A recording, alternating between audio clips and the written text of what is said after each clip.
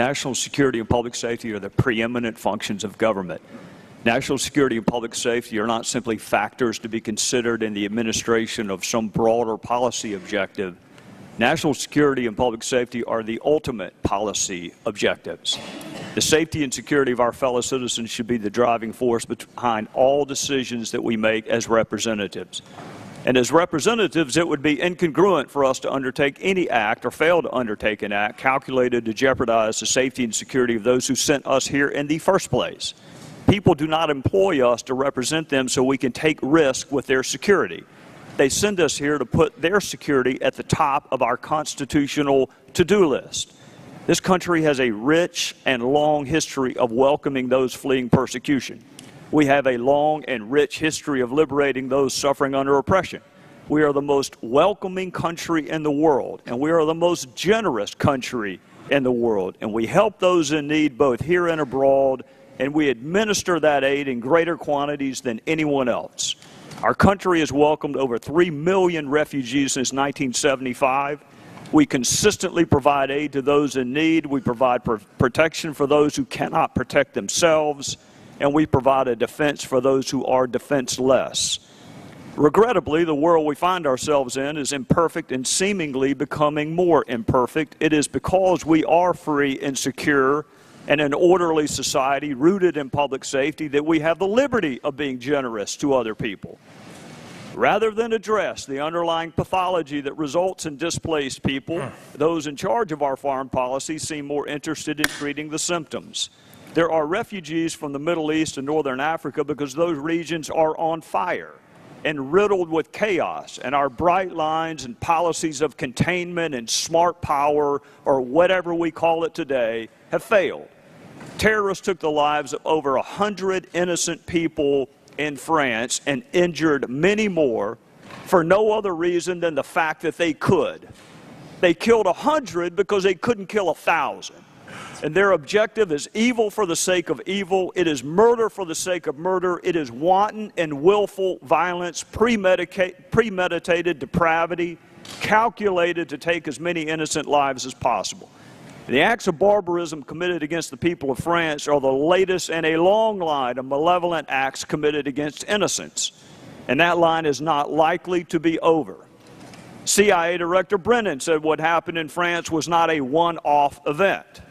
We also know ISIS terrorists are intent on finding ways to attack America and our allies, including here. Director Brennan said ISIS has an external agenda they are determined to carry out. Another administration official said, I wouldn't put it past ISIS to infiltrate operatives among refugees, so that's a huge concern of ours. Those are not the words of some GOP presidential hopeful. Those are the words of our very own intelligence officials who serve this administration. The president has said he's too busy to debate the critical issue, and unfortunately what passes for debate in this political day and age is some absurd conclusion about widows and orphans.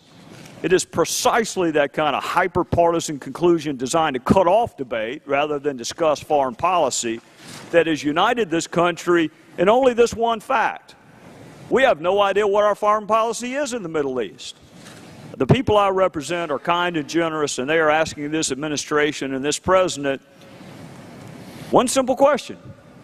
What assurance can you give us with respect to our public safety and national security? And so far, no one has been able to provide that assurance. On Monday, the president said the country would continue to accept Syrian refugees, but only after subjecting them to rigorous screening and security checks. Those are wonderful words. But at some point, you have to ask, what does that mean? And the head of our own FBI said the concern in Syria, the lack of our footprint on the ground in Syria, that the databases won't have the information we need. So it's not that we don't have a process, we don't have any information. So you're talking about a country that's a failed state, that doesn't have any infrastructure.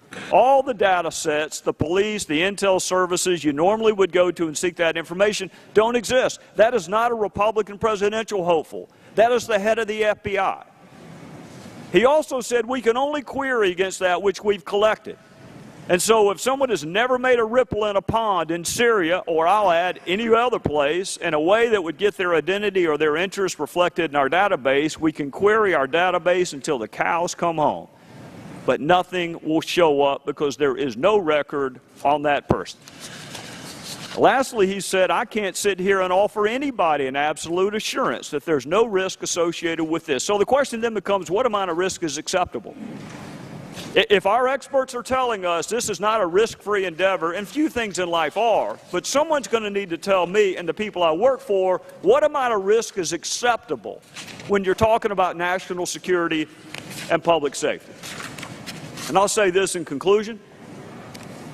The president says we're scared of widows and orphans. With all due respect to him, what I'm really afraid of is a foreign policy that creates more widows and orphans.